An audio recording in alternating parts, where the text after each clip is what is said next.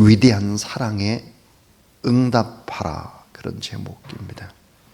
하나님의 위대한 사랑에 우리는 어떻게 응답을 해야 하나, 그런 내용입니다. 제가 참 좋아하는 목사님이 계십니다. 아주 존경하는 목사님이신데 김기석 목사님이십니다.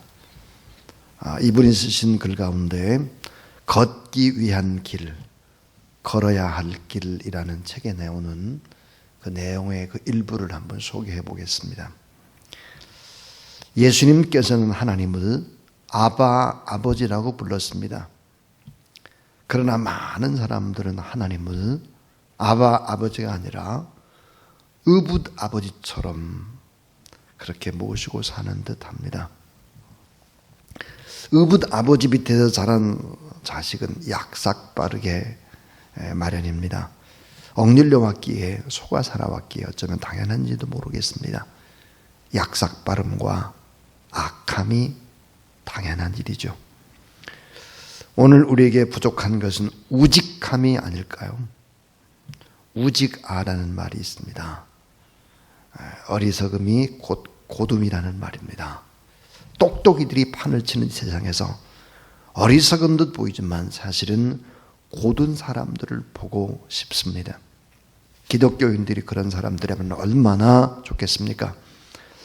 어리석어 보이는 십자가가 생명의 길이라고 고백하면서도 우리는 십자가의 길을 한사코 외면하려고 하고 있습니다. 어제는 주일 예배를 마치고 이웃에 사는 할머니 댁을 방문했습니다. 병상세례를 베풀기 위해서였습니다. 80이 넘은 나이에 신앙에 입문하신 분이신데 그만 증손자를 업다가 넘어져서 기동을 못하고 계십니다. 기도와 간단한 문답을 마친 후에 할머니 머리에 손을 얹어 세례를 베풀었습니다. 기력이 소진되어 수척해진 몸과 마음에 예수 그리스도의 평화가 깃들기를 간구했습니다. 동행한 이들이 축하 인사와 함께 준비해간 꽃다발을 품에 안겨드리자 할머니의 입가에 잔잔한 미소가 떠올랐습니다. 기력이 다해 세상에 대한 애착도 미련도 다 그렇기 때문일까요? 할머니의 눈은 맑고 고왔습니다. 그리고 선했습니다.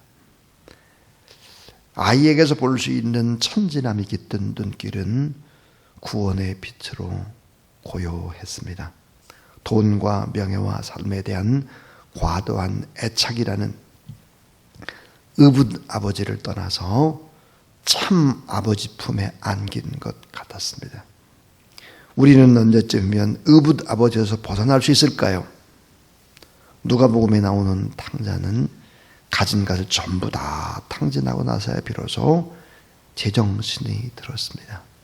진짜 아버지를 찾은 것입니다. 오늘 본문에도 하나님을 의붓 아버지로 생각하는 아주 약삭 빠른 사람들이 등장을 합니다. 아주 사악한 자들이 등장을 하죠. 자, 오늘 이 본문 포도원 주인과 악한 동부의 비유입니다. 이 비유 속에서 포도원을 만든 주인은 우리 하나님 아버지다. 그 포도원을 만들고 그 포도원을 내준 농부는 유대교 종교 지도자들이다. 주인이 계속해서 보낸 종들은 선지자들이다. 포도원은 작은 의미에서는 이스라엘이지만 큰 의미에서는 하나님의 나라다. 자, 그 아들까지 죽였는데 그 아들은 바로 예수 그리스도다. 자, 버린 돌, 그 버린 돌은 또 예수 그리스도다. 이런 비유를 한번 염두에 두시고 오늘 이 본문의 말씀을 다시 읽어보면 큰 의미 있는 하나님의 위대한 사랑의 함성으로 들립니다. 자, 오늘 본문 속에서 몇 가지를 생각해 보려고 합니다. 자, 첫 번째입니다. 첫 번째는 참 사랑으로 행복 동산을 만들어 주시는 하나님입니다. 참 사랑으로 행복 동산을 만들어 주시는 하나님 있습니다. 오늘 말씀 속에서 포도원은 행복 동산, 에덴 동산과도 같습니다. 우리가 행복을 누릴 수 있는 완벽한 동산을, 그 포도원을 만드는 것입니다. 자, 이 농부를 사랑하고 신뢰한 포도원 주인은 어떻게 이 포도원 행복 동산을 만들었을까? 일체의 모든 시설을 안전하게 갖춘 포도원, 그리고 더욱더 안전하기 위해서 울타리를 쳤습니다. 땅을 파서 포도즙을 짜는 틀도 만들어줬고 높은 망대도 세웠습니다. 이사야 5장에 보면 똑같은 비유인데, 땅을 파서 돌도 제거하고 극상품 포도나무도 심어 놓았습니다. 충분히 행복할 모든 조건들을 완벽하게 다 만들어서 농부에게 준 것입니다. 하나님이 지극한 참 사랑과 인간의 행복을 주시려고 하는 하나님의 따뜻한 배려를 볼 수 있습니다. 자, 참 행복을 위해서 좋은 열매를 낼 수 있는 모든 조건을 다 만들어줬다. 풍성하신 하나님, 은혜가 넘치시는 하나님, 좋은 것을 주고 싶어 하시는 하나님, 행복하기를 원하고 하나님의 사랑 안에서 행복한 인생을 예비해 주신 사랑의 하나님, 그분은 우리의 의붓 아버지가 아니라 참 아버지시다 그랬습니다. 모든 것을 다 주고 싶어 하세요. 지금도 마찬가지죠. 그래서 로마서 8장 32절은 자기 아들을 아끼지 아니하시고 우리 모든 사람을 위해 주신 이가 어찌 그들과 함께 따라하세요. 모든 것을, 자 다시요, 모든 것을, 예, 모든 것을 우리에게 은사로 주시지 아니하시겠느냐. 자기 아들을 줬는데 뭘 귀한 걸 안 주겠냐. 전부 다 준다는 거예요. 전부 다. 마태복음 7장 11절, 너희가 악한 자라도 좋은 것으로 자식에게 줄 줄 알거든 하물며 하늘에 계신 너희 아버지께서 구하는 자에게 따라하세요. 좋은 것으로 주시지 않겠느냐. 아들을 줬는데 모든 것 다 주고 좋은 것 다 주고 싶어 하시는 하나님의 놀라운 사랑. 오늘도 그 하나님의 사랑이, 살아계신 하나님께서 이 자리에 함께 하고 계시다. 참 사랑으로 행복 동산을 다 우리에게 만들어 주시는 하나님. 자, 두 번째 이야기입니다. 자, 두 번째는 욕망으로 행복 동산을 헐어버리는 인간입니다. 욕망, 욕심이에요. 하나님처럼 되고 싶어하는 욕망으로 행복 동산을 헐어버리는 무서운 잔인한 인간의 모습이 오늘 본문에 나옵니다. 에덴 동산의 욕망으로 파괴되고, 자, 포도원의 관리자가 주인처럼 되려고 위치를 바꿨습니다. 인간이 하나님처럼 되려고 해요. 내가 중심이 되는 거예요. 내가. 이 모든 것들은 나 중심으로 돌아가야 된다는 거예요. 내 감정이 상하면 다 상해요. 내가 마음이 들지 않으면 전부 다 미워져요. 말도 안 되는 소리잖아요. 자, 오늘 이 본문 속에서 자신의 정체성을 잃어버린 인간의 모습을 봅니다. 내가 누구냐 하는 거예요. 내가 누구냐. 나의 과거는 어땠느냐. 나의 현재는 누구냐. 나의 미래는 어떠냐. 나의 정체성을 잃어버린 인간입니다. 하나님의 소유 포도원을 관리하는 청지기에 불과한데 주인이 되려고 해요. 창조의 원리를 파괴합니다. 자, 이 자기 정체성을 잃어버린 인간의 실수가 뭘까요? 반드시 지켜야 될 의무를 지키지 않는 거예요. 자, 포도원 주인은 농부와 계약을 했습니다. 주인은 다 맛있게 먹고 쓰고 하지만 조금 일부는 좀 내게 좀 주라 그랬습니다. 자, 우리의 10의 10이 다 하나님의 것입니다. 근데 하나님이 약속을 하셨죠. 10의 9는 마음껏 다 하시지만 10의 1은 하나님이 주권적인 것을 그 섭리를 인정하는 것이니까 하나님 앞에 드리라 그러죠. 이거를 아까워하는 거예요. 어리석은 인간이죠. 자, 포도원 주인은 농부와 맺은 계약이 파기가 됩니다. 주인은 정당한 몫을 찾지 못합니다. 하나 더 나가죠. 점점점 더 나빠집니다. 어떻게 됐을까요? 주인을 멸시하고 자신이 주인이 되어야 하는 죄악을 범하고 마는 것입니다. 자, 우리 한번 이제 포도원을 다 만들어주고 포도원에 이제 그것에서 농사를 지었어요. 34절에 보니까 열매 거둘 때가 가까움에 그 열매를 받으려고 자기 종들을 농부에게 보냈다. 35절 농부들이 종들을 잡아 하나는 시비 때리고 하나는 죽이고 돌로 치고 이랬다. 근데 36절에 보면요 다시 그랬습니다. 참 다시, 이 다시라는 단어, 또 다시 다른 종들을 처음보다 많이 보내니 그들에게도 그렇게 하는지라 그랬습니다. 하나님의 끝없는 사랑. 37절에 후에 자기 아들을 보내어 이르되 그들이 내 아들은 존대하리라 하였더니 마지막에는 그 아들까지 처참하게 죽여가지고 아들이 결국은 포도원을 유산으로 받아야 될 아들이니까 그 아들을 죽이고 자기들이 그 포도원을 차지하려고 하는 거죠. 자, 그래서 보니까 마지막 아들까지 보냈으나 상속자를 죽였다 그랬습니다. 참 점점점 타락해져서 하나님을 향해서 도전하고 결국은 죄의 종로를 타고 마귀의 자녀가 돼서 결국은 살인하고 이런 만행을 저지르는 것이죠. 점점점 악해지는 거예요. 점점점. 욕망으로 행복 동산을 헐어버리는 무서운 인간의 모습을 보여줍니다.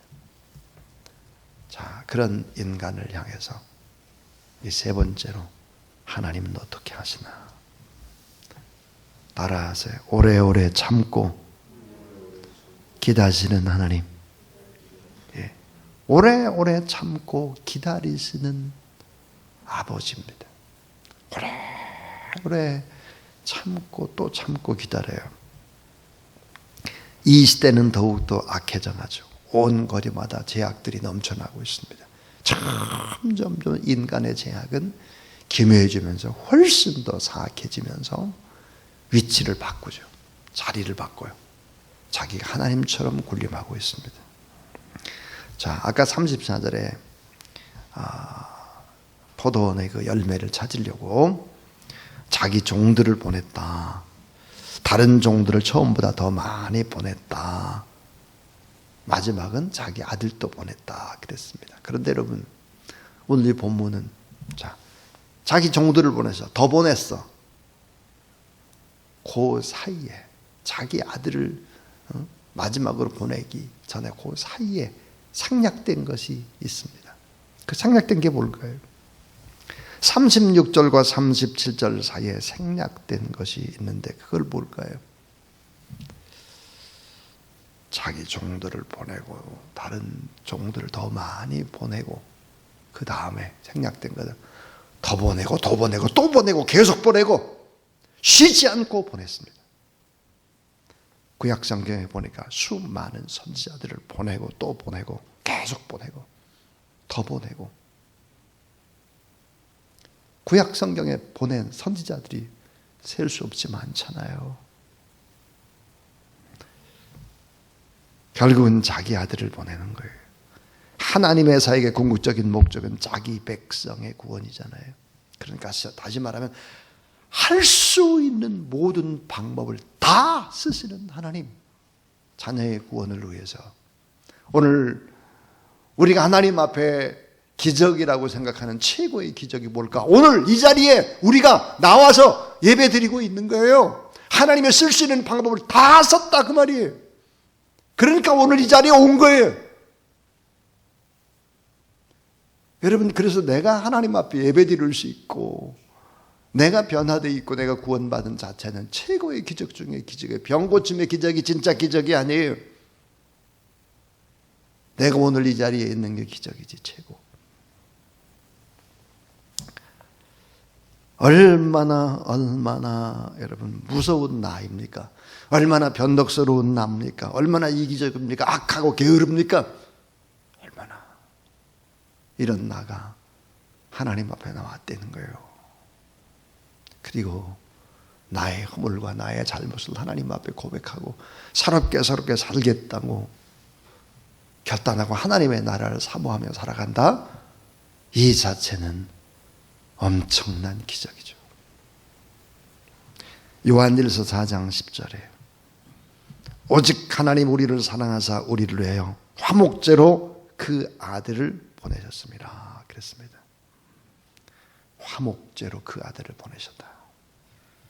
모든 사람들은 마지막 날에 하나님의 법정에 서게 됩니다. 40절을 한번 보세요. 40절에 보니까 그럼 포도원 주인이 올 때에 그 농부들을 어떻게 하겠느냐 그랬습니다. 오래 기다리시되 마지막까지 완벽하게 끝까지 기다리지는 않아요. 심판이 있습니다. 오늘 말씀에 보니까 하나님께 심판하시는 기준이 뭘까요? 행위라는 거예요. 행위. 심판의 기준이 행위다. 41절에 놀랍게도 이렇게 말씀하세요. 각 사람은 자기 행위의 열매를 먹게 된다 그랬습니다. 자, 내가 행동했던 내 행위의 열매를 먹게 된다.